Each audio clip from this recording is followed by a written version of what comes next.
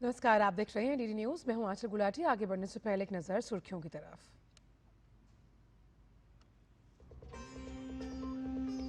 कृषि मशीनरी पर जीएसटी सुधारों को लेकर अहम बैठक आज। केंद्रीय कृषि मंत्री शिवराज सिंह चौहान ने की बैठक की अध्यक्षता। कृषि क्षेत्र में जीएसटी नेक्स्ट जेन रिफॉर्म्स पर चर्चा।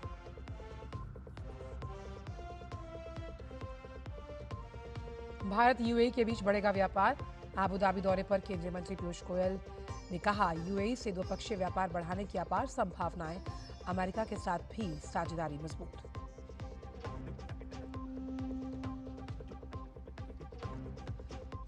अमेरिकी राष्ट्रपति ट्रंप आज चीन के राष्ट्रपति शी जिनपिंग से टिकटॉक पर डील को लेकर करेंगे बातचीत। दोनों देशों के बीच बन सकती है सहमति।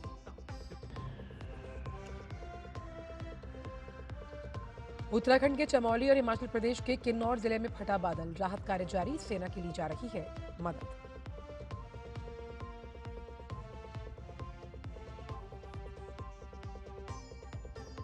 और खेल की खबरों में एशिया कप के अंतिम ग्रुप मैच में आज भारत ओमान की भिड़ंत। सूर्य कुमार की टीम आज कर सकती है बैटिंग ऑर्डर में प्रयोग। ओमान पहली बार भारत का करेगा सामना।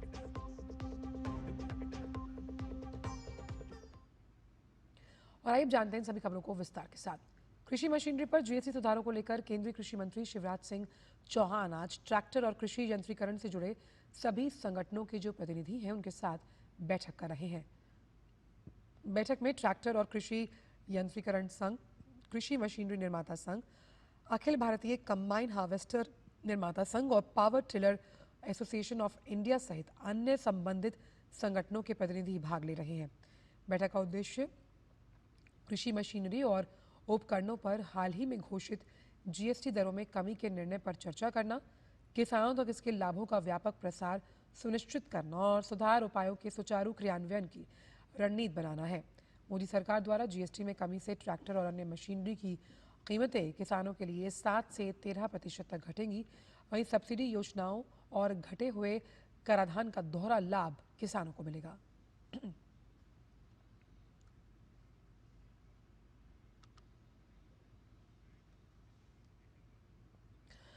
और किसान मंत्री शिवराज सिंह चौहान इस वक्त बैठक की अध्यक्षता कर रहे हैं। आइए आपको सीधे लिए चलते हैं।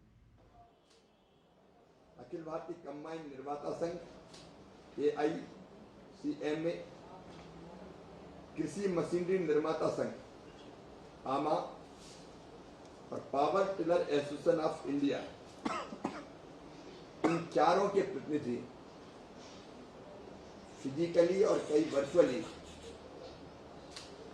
आज बैठक में हमसे जुड़े थे और मैंने यही आग्रह किया कि 22 सितंबर से जीएसटी की घटी हुई दरों का लाभ सीधे किसान को मिलना चाहिए। ऐसा ना हो कि ये लाभ बीच में गायब हो जाए। रियल टाइम में सीधे 22 सितंबर से किसानों को घटी हुई जीएसटी दरों का लाभ मिले। और ये लाभ छोटा मोटा नहीं, बहुत बड़ा है। जैसे ट्रैक्टर की बात अगर हम करें तो 35 HP का जो ट्रैक्टर है, 35 HP, उस पर 41,000 रुपये कम होंगे, 41,000। 45 HP का 45 हॉर्स पावर का जो ट्रैक्टर है उस पर 45,000 मतलब 45,000 रुपये। 50 HP 50 हॉर्स पावर का जो ट्रैक्टर है उस पर 53,000 53,000 रुपया कम होगा। और 75 HP 75 HP के ट्रैक्टर पर 63,000 मतलब 63,000 रुपया कम होगा।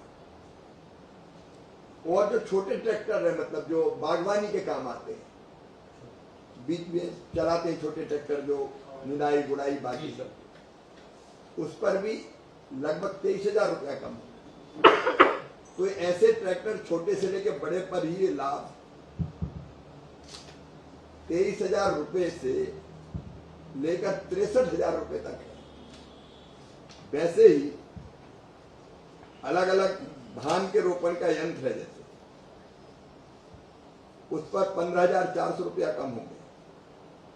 अलग अलग थ्रेसर है जो, उन पर भी लगभग 14,000 रुपया 4 टन के, जो 4 टन पर आवर जो निकालते हैं अनाज को, उन पे 14,000 रुपया कम होंगे। पावर वीडर 7.5 HP का, उस पर भी 5,495 रुपया 5,495 रुपीज कम होंगे। Seed cum fertiliser drill 11 time का, इस पर 10,500 रुपया 10,500 रुपया कम होंगे। सीड कम फर्टिलाइजर छोटी मशीन है ड्रिल की 13 टाइम, इस पर भी 3,220 रुपया कम होंगे। हार्वेस्टर कंबाइंड, इस पर भी अलग अलग 4,375 कम होंगे। वैसे अनेकों मशीनें, जैसे 14 फीट कटर बार वाला जो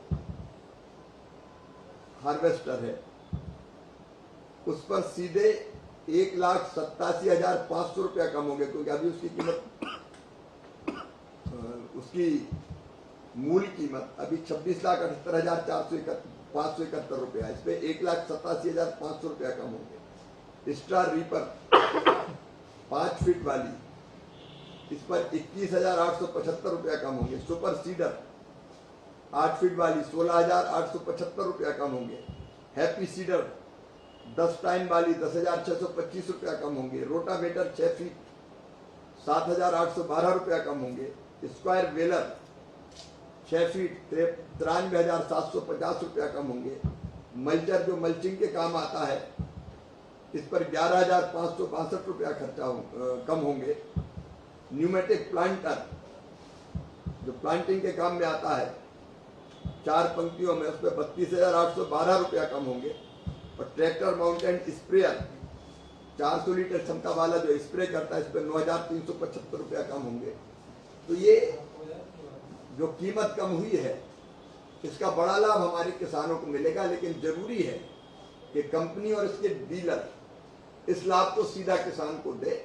इसलिए आज हमने ये बैठक भी की है, और इस बैठक के अलावा हम व्यापक पैमाने पर इसका प्रचार प्रसार आपके माध्यम से, मीडिया के माध्यम से भी और अन्य माध्यमों से भी करेंगे, ताकि रियल टाइम में किसानों को लाभ मिले। अभी विकसित कृषि संकल्प अभियान में भी जो हमारी टीमें जाएगी गांव-गांव, वहां भी किसानों को हम इन लाभों को ठीक से बताएंगे, ताकि किसान को ये कम हुई दरों का सीधा लाभ मिल सके और वो अपनी खेती और बेहतर ढंग से कर सके, लागत और घटा सके। एक काम हम और करेंगे, जो कस्टम हायरिंग सेंटर है उनको भी मशीनें सस्ती मिलेगी, तो किराए की दर भी उसकी कम होनी चाहिए, इसका प्रयास भी किया जाएगा। सर, कृषि के अंदर जो प्रधानमंत्री जी का फोकस रहा वो रहा टेक्नोलॉजी का और मशीनीकरण को बढ़ावा देना, और शायद उसी का रिजल्ट रहा पिछले 1 दशक के अंदर उत्पादन में बढ़ोतरी हुई। तो क्या माना जाए कि यही एक सबसे बड़ा फोकस रहा, खासतौर से जो कृषि में जीएसटी कम हुआ, कि और तेजी से मशीनी उपयोग बढ़े? निश्चित तौर पर पिछले 10 वर्षों में लगभग 44% उत्पादन हमारा खाद्यान्न का ही बढ़ा है। फलों में भी बढ़ा है उत्पादन, सब्जियों में भी बढ़ा है, और मैकेनाइजेशन का निश्चित तौर पर इसमें बहुत बड़ा रोल रहा है। अब हमारा फोकस है कि छोटी छोटी मशीनें, क्योंकि हमारे लैंड होल्डिंग कम है, छोटे किसान ज़्यादा है, तो उनके उपयोग की मशीनें और ज़्यादातर कैसे बने, मैकेनाइजेशन और आगे बढ़ के, जैसे कपास की जो चुनाई रहती है, वैसी चीज़ों से लेके और भी चीज़ों पर कैसे बढ़े, उस पर भी सरकार निश्चित तौर पर विचार करे। तो कृषि मशीनरी पर जो जीएसटी रिफॉर्म्स की वजह से फ़ायदा होगा, इस पर कृषि मंत्री बैठक की अध्यक्षता कर रहे हैं। उन्होंने साफ तौर पर कहा कि सरकार का संकल्प किस तरह से किसानों की आमदनी को बढ़ाने पर फोकस है, प्रतिबद्धता है, कटिबद्धता है, और कैसे जीएसटी का ये लाभ किसानों तक और उससे जो अलाइड सेक्टर्स हैं उन तक पहुंचे, इसका जिक्र भी उन्होंने इसी बैठक में किया, और लगातार ये बैठक अभी भी चल रही है। बढ़ते हैं आगे। केंद्रीय उद्योग और वाणिज्य मंत्री पीयूष गोयल यूएई के दौरे पर है। इस दौरान पीयूष गोयल ने अबू धाबी निवेश प्राधिकरण के प्रबंध निदेशक शेख हामिद बिन जायद अल नाहयान के साथ निवेश मुद्दे पर भारत यूएई उच्च स्तरीय संयुक्त कार्यबल की 13वीं बैठक की सह अध्यक्षता की। संयुक्त अरब अमीरात के प्रतिनिधिमंडल में वहां के विदेश व्यापार मंत्री डॉक्टर थानी बिन अहमद अल जयौदी, अबू धाबी आर्थिक विकास विभाग के अध्यक्ष अहमद जसीम अल जाबी और अन्य वरिष्ठ अधिकारी शामिल हुए। भारत की ओर से विभिन्न मंत्रालयों, आरबीआई और इन्वेस्ट इंडिया सहित प्रमुख मंत्रालयों और एजेंसियों के अधिकारी भी इस बैठक में शामिल हुए। दोनों पक्षों की वार्ता में व्यापक आर्थिक भागीदारी समझौते की प्रगति की समीक्षा की गई, जिससे पिछले 3 वर्षों में द्विपक्षीय व्यापार लगभग 100 अरब डॉलर के पार पहुंच गया। दोनों देशों के बीच गैर तेल और गैर कीमती धातुओं का मौजूदा व्यापार 55 अरब डॉलर का है, जिसे अगले 3 वर्षों में 100 अरब डॉलर तक पहुंचाने का लक्ष्य रखा गया है। वर्ष 2025 की पहली छमाही में ही गैर तेल क्षेत्र में द्विपक्षीय व्यापार साल दर साल 34% बढ़कर लगभग 38 अरब डॉलर के पार पहुंच गया। Comprehensive Economic Partnership Agreement had set a target of expanding trade to $100 billion, which we have achieved last year. Now we have changed and expanded that target, that in the non-oil, non-precious metal sector, we should attempt to go up to $100 billion, which is almost doubling the non-oil, non-precious metal trade in the next 3 to 4 years. And we are working towards finding greater markets in UAE and through UAE in other areas in this region. केंद्रीय मंत्री पीयूष गोयल ने कहा कि US के साथ tariff वार्ता सकारात्मक दिशा में आगे बढ़ रही है। साथ ही उन्होंने अमेरिका के साथ रिश्तों के लिहाज से कहा कि दो मित्र देशों के बीच एक मजबूत, व्यापक और रणनीतिक साझेदारी है। US discussions with the assistant USTR happened 2 days back. They were productive and are working on the right track. The US relationship is a very strong, comprehensive, strategic partnership between two friendly countries.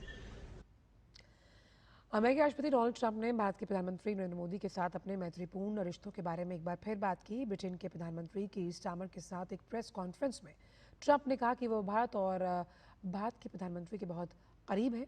उन्होंने ये भी बताया कि प्रधानमंत्री से उन्होंने बात की और उनके जन्मदिन पर उनको शुभकामनाएं भी दी। ट्रंप ने कहा कि दोनों देशों के अच्छे संबंध हैं।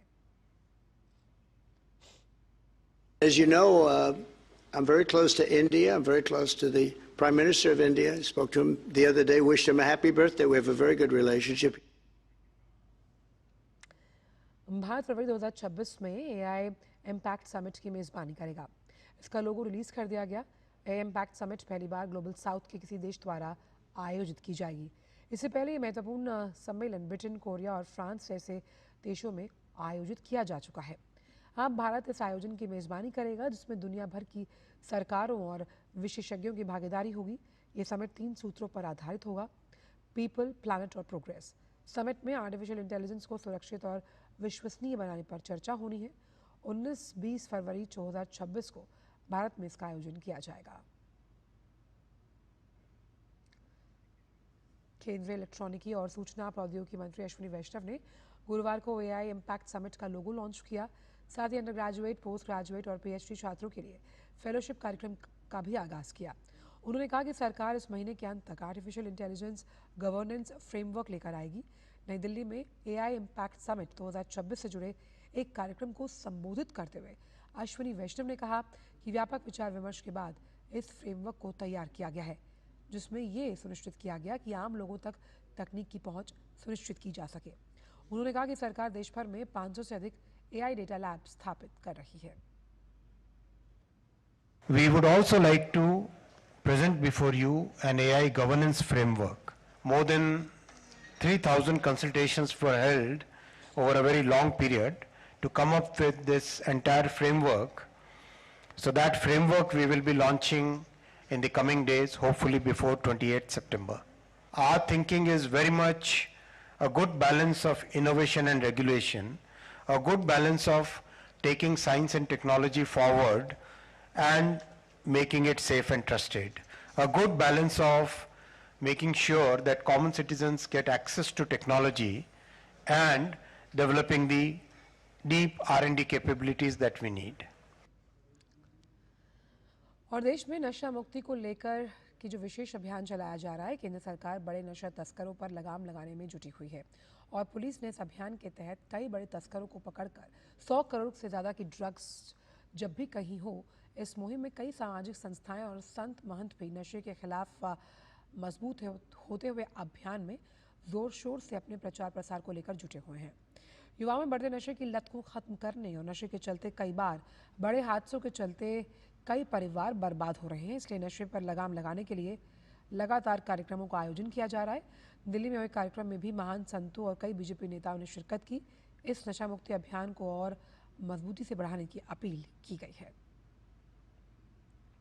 जो नशा मुक्ति का अभियान है, संतों का तो ये संकल्प है, लेकिन देश का प्रत्येक व्यक्ति जब तक इस अभियान में हमारा साथ नहीं देगा तो ऐसा नहीं है कि ये अभियान रुकेगा। अभियान तो दिन प्रतिदिन बढ़ रहा है और जो है लोग जागरूक भी हो रहे हैं, नशा भी छोड़ रहे हैं। देश के प्रधानमंत्री श्री नरेंद्र मोदी जी इस अभियान को लेकर पूरे भारत के अंदर जो है बहुत जागरूक हैं। नशा मुक्त हो भारत संकल्प है हमारा, इस नाम के साथ आगे बढ़ा जा रहा है। हरियाणा के मुख्यमंत्री माननीय श्री नायब सिंह सैनी जी जो हरियाणा में दिन प्रतिदिन, चाहे वो मैराथन का कार्यक्रम हो, कोई भी कार्यक्रम हो, हर कार्यक्रम के अंदर नशा मुक्ति को लेकर बहुत ताकत से कार्य कर रहे हैं। नशा मुक्ति का भी अभियान बहुत तेजी से भारत में चल रहा है, तो ये एक अच्छा अभियान है, इसमें सबको जुड़ना चाहिए। हमारे जितने संत हैं, साधु हैं और हमारे जो आध्यात्मिक क्षेत्र से जुड़े हुए लोग हैं, धर्मगुरु हैं, वो तो निरंतर इसका प्रचार करते हैं। सामाजिक क्षेत्र में भी जो स्वयंसेवी संस्थाएं हैं, हमारे जैसे लोग हैं जो जानते हैं कि महिलाओं पर जो जिस प्रकार का अपराध होता है उसका मूल कारण शराब भी है, नशा है। तो इससे मुक्ति के लिए हमारे बहुत सारे सामाजिक संगठन भी प्रयास कर रहे हैं। नशा भी पूरी तरह से समाप्त हो, जिस प्रकार से उन्होंने, देखिए वो खुद ही एक बहुत बड़ी प्रेरणा है, मोटिवेशन। और मैं उन सौभाग्यशाली लोगों में से हूँ जिन्होंने 96 से लेकर लगातार उनके साथ काम किया। मैं हरियाणा में जनरल सेक्रेटरी था, वो हमारे प्रभारी थे, इमीडिएट प्रभारी थे। और तब से मैं ये कह सकता हूँ कि सबके लिए बात प्रेरणा की हो सकती है। नरेंद्र मोदी जी ने अपनी ऊर्जा को निवेश करके देश के सर्वोच्च स्थान तक और विश्व के सबसे ऊंचे नेता के कद तक पहुंचे। और फिलहाल वक्त एक छोटी सी ब्रेक का है।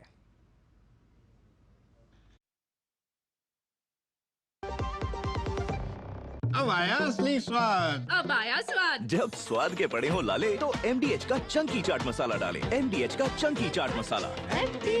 MDH। जब धरती चीर कर निकलता है लोहे का पत्थर और मिलता है मोंगिया के जोश से, फिर तपता है, पिघलता है और बनता है फौलाद। अब होता है सरिया सारी खूबियों के साथ। मोंगिया स्टील, मजबूत देश का मजबूत सरिया। LIC युवा प्रोफेशनल्स के लिए लाए हैं नव जीवन श्री। करें नियमित प्रीमियम का भुगतान, जीवन बीमा का आनंद लें। प्राप्त करें प्रीमियम के प्रतिशत पर गारंटीकृत एडिशंस। अपने वित्तीय लक्ष्यों के अनुरूप मैच्योरिटी पर गारंटीकृत धनराशि पाएं। मौजूदा पॉलिसी धारकों के लिए आकर्षक अतिरिक्त लाभ। आज ही खरीदें। बिजली का बिल, किराना, स्कूल फीस सब हो गया। बन गया बजट? हाँ, 5000 बच गए। तो नई साड़ी ले ले ना, पिछले महीने तो ली थी। एक और नहीं, पहले बजट बनाओ, फिर छोटी छोटी बचत को बैंक में सेव करो और पैसों को बढ़ते देखो। बढ़िया। जाओ भाई। RBI कहता है वित्तीय समझदारी समृद्ध नारी। ब्रेक के बाद का स्वागत। बढ़ते आगे, केंद्रीय मंत्री हरदीप सिंह पुरी ने भारत की अर्थव्यवस्था पर प्रश्न चिन्ह लगाने वालों पर कहा, भारत डेड इकोनॉमी नहीं बल्कि दुनिया की सबसे तेज बढ़ती हुई अर्थव्यवस्था है। वहीं भारत विकासशील देशों में सबसे बड़ी इकोनॉमी भी है। यदि हम पहले से वर्तमान की बात करें तो देश की ऊर्जा ज़रूरतें अब काफ़ी बढ़ चुकी हैं। ऐसे में प्रधानमंत्री ने पहले दिन से हम सभी से ये बात कही कि भारत के पास हमेशा ऊर्जा का पर्याप्त स्टॉक रहना चाहिए। That the Prime Minister has made it clear in terms of overall policy intent that he owes a moral duty to the people in this democratic system who've elected him, which means he has to ensure there is availability at all times to come. Whether there are floods, my colleagues in the OMCs will supply gas cylinders, carrying them on their shoulders. No place in the country has been short of energy anywhere. और साथ ही biofuel को लेकर भी केंद्रीय मंत्री ने महत्वपूर्ण बात रखी, जो पर्यावरण फ्रेंडली और कॉस्ट इफेक्टिव दोनों है। उन्होंने कहा कि हरियाणा में पराली से एथेनॉल का प्लांट भी बन रहा है उन्होंने कहा कि एथेनॉल ब्लेंडिंग से गाड़ियों के परफॉर्मेंस पर कोई फर्क नहीं पड़ रहा। हम जल्दी 25 से 30% ब्लेंडिंग पर आ जाएंगे। E20 fuel is totally safe, totally safe. The position has been clarified by the automobile manufacturers. It has been looked at by SIAM, which is the Society of Indian Automobile Manufacturers, by the car manufacturers. Each one of them have given certificate. और अब बात DD news की खास series जन जन के प्रधानमंत्री की, जिसमें डीडी न्यूज़ ने प्रधानमंत्री नरेंद्र मोदी के सशक्त और दूरदर्शी नेतृत्व में पिछले 11 सालों से चलाए जा रहे विभिन्न जन कल्याणकारी और लोकप्रिय योजनाओं का गहन विश्लेषण किया और उन योजनाओं का लेखा जोखा हम आपके सामने लेकर आए हैं। इस कड़ी में आज बात प्रधानमंत्री मोदी की उस सोच और क्रियान्वयन की जिसने खेती किसानी में क्रांतिकारी बदलाव के सपने को साकार किया। प्रधानमंत्री ने किसानों को सिर्फ परंपरा से नहीं बल्कि तकनीक से जोड़ा। ड्रोन से लेकर डेटा तक, एग्रीटेक से लेकर डिजिटल प्लेटफॉर्म तक, खेती अब सिर्फ मेहनत नहीं स्मार्ट काम बनती जा रही है और इसका श्रेय जाता है प्रधानमंत्री नरेंद्र मोदी को। देखिए रिपोर्ट।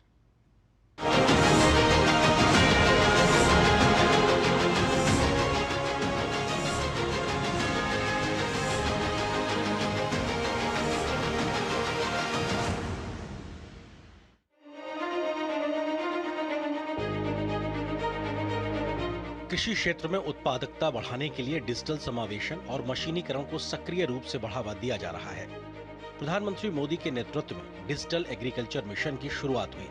अब किसान मोबाइल ऐप के जरिए मौसम की जानकारियां, मंडियों के भाव और फसल बीमा तक की जानकारी घर बैठे पा रहे हैं। प्रधानमंत्री मोदी का एग्रीटेक विजन सिर्फ खेती को डिजिटल बनाना नहीं बल्कि किसानों को सशक्त बनाना है। इस पहल ने डिजिटल इंडिया और आत्मनिर्भर भारत के मिशन को गांव-गांव तक पहुंचाया है। अब किसान मोबाइल ऐप के जरिए मौसम की जानकारी, फसल के दाम और बीज की क्वालिटी तो जान ही रहे हैं, ड्रोन से खेतों में स्प्रे और डिजिटल मैपिंग भी हो रही है।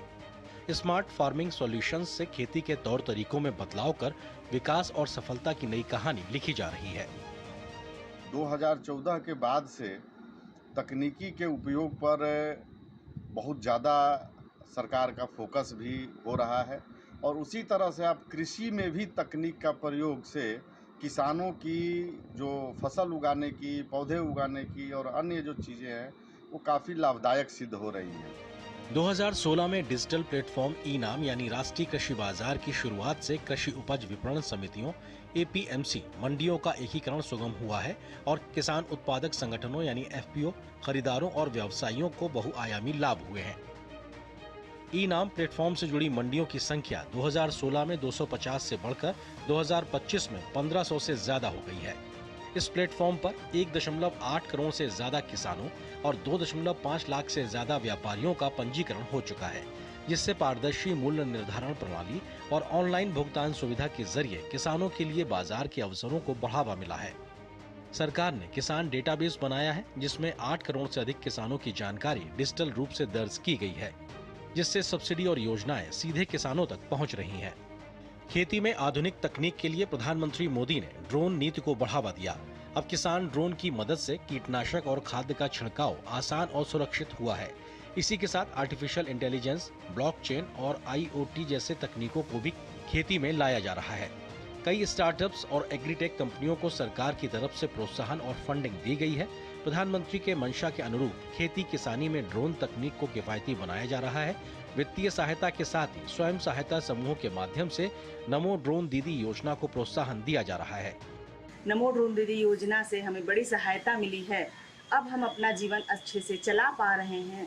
इससे हमारा आत्मविश्वास एवं सम्मान भी बढ़ा है। नमो ड्रोन दीदी योजना का लाभ मिला और सम्मान भी मिल रहा है। आर्थिक रूप से हम लोग मजबूत हैं, आत्मविश्वास बढ़ा है और लोगों का मदद भी कर रही हूँ। एग्रीटेक सिर्फ एक बदलाव नहीं बल्कि एक क्रांति है। भारत के खेतों से लेकर वैश्विक बाजार तक देश का अन्नदाता अब स्मार्ट किसान बन रहा है। इसके पीछे प्रधानमंत्री मोदी की दूरदर्शी सोच ही है, जिससे एग्रीटेक के माध्यम से भारत की कृषि अब सपनों को हकीकत में बदल रही है।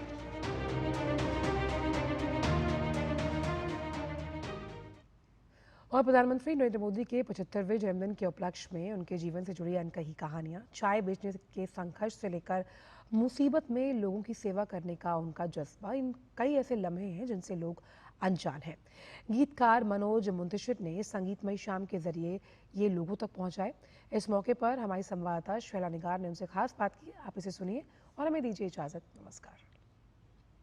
हमारे साथ मनोज मुंतशिर जी हैं, आइए उन्हीं से बात करते हैं। मुंतशिर जी, बहुत बहुत स्वागत है डीडी न्यूज़ में आपका। विरासत भी और संस्कृति भी, राष्ट्रभक्ति भी, कैसे आपने विचार किया इस म्यूजिकल शो, इस कार्यक्रम का? मैं हमेशा अपने जीवन में कुछ लोगों से, कुछ महापुरुषों से बहुत इंस्पायर्ड रहा हूँ, बहुत प्रेरित रहा हूँ। और मेरे मन में एक लालच बार बार उठता है कि जो मैं जानता हूँ वो औरों को भी पता होना चाहिए, क्योंकि नॉलेज एक ऐसी चीज़ है, विजडम एक ऐसी चीज़ है, आप जितना बांटें वो उतना बढ़ती है। तो मेरा लालच ये है कि अगर किसी चीज़ ने मुझे मूव किया, मुझे मोटिवेट किया, तो क्यों ना ये कहानी मैं दूसरों तक लेके जाऊं। पिछले कुछ दिनों में हमारे आदरणीय प्रधानमंत्री श्री नरेंद्र मोदी जी की जो जीवन गाथा रही है, उसने मुझे अंदर तक झकझोर कर रख दिया है। सबसे बड़ी चीज़, अगेंस्ट ऑल ऑड्स आगे बढ़ना, उठना। हम सबके पास अपने एक्सक्यूजेस होते हैं कि भाई देखो, मैं जीवन में कुछ बड़ा इसलिए नहीं कर पाया क्योंकि घर परिवार की जिम्मेदारियां थीं, क्योंकि इतने रिसोर्सेज नहीं थे हमारे पास, छोटे से शहर में पैदा हुआ, वहाँ कुछ मौके नहीं थे, अवसर नहीं थे, पैसे नहीं थे मेरे पास। इतने जब बहाने होते हैं ना, तो आपको एक बार श्री नरेंद्र मोदी की कथा, उनकी जीवनी पलट के देखनी चाहिए कि जो हमारे पास है ना, उससे भी कम उनके पास था। और उन्होंने न सिर्फ अपने लोगों को, अपने परिवार को, अपने देश को गौरवान्वित किया, बल्कि वो प्रधानमंत्री की कुर्सी पर लगातार तीसरी बार बैठे, और जिस तरह से बैठे, सशक्त हस्ताक्षर के साथ, वो मिसाल दुनिया में बहुत कम जगह हैं जहां आपको ऐसी मिसालें मिलेंगी। वो हमेशा कहते हैं कि नकारात्मक मत सोचिए, सिर्फ सकारात्मक सोचिए, और सकारात्मक सोच का ही नतीजा है कि आज वो इस स्थान पर हैं और कई लोगों के लिए प्रेरणा के स्रोत भी हैं। बिल्कुल, उनकी सोच तो हमेशा से ऐसी रही है। बड़ा अच्छा बैलेंस है उनके पास। एक चीज़ ये है कि संतोष नहीं होना चाहिए, क्योंकि आप संतोष अगर आपको हो गया तो फिर आप आगे काम करना छोड़ देंगे। लेकिन इसके साथ इसका मतलब ये नहीं है कि आज आपके पास जो है आप उसमें खुश ना हो। तो आज जो है उसमें खुश हूँ, और आगे आने वाले समय के लिए नई फसलें बोते रहें, नई चीज़ें कल्टीवेट करते रहें, ताकि भविष्य भी उज्जवल हो। क्या कुछ स्टोरीज आपने इसमें ली हैं, उनके बचपन से लेके अभी तक की सारी स्टोरीज इंक्लूड? इसके लिए आपको शो देखना पड़ेगा, और मैं चाहता हूँ कि ये शो हर कोई, आप किसी भी तरह की विचारधारा रखते हो, आपका किसी भी तरफ झुकाव हो, सबके लिए खुली बाहों से स्वागत है। क्योंकि एक प्रेरणादायक व्यक्तित्व सबका होता है, किसी एक का नहीं होता। मोदी जी सबके हैं। आप आइए, आप ये कहानी देखिए, और ये बात मैं पूरे विश्वास के साथ कह सकता हूँ कि ये कथा आप भूल नहीं पाएंगे, आपके लिए अविस्मरणीय रहेगी। बहुत बहुत धन्यवाद डीडी न्यूज़ से बात। Thank you very much. Thank you.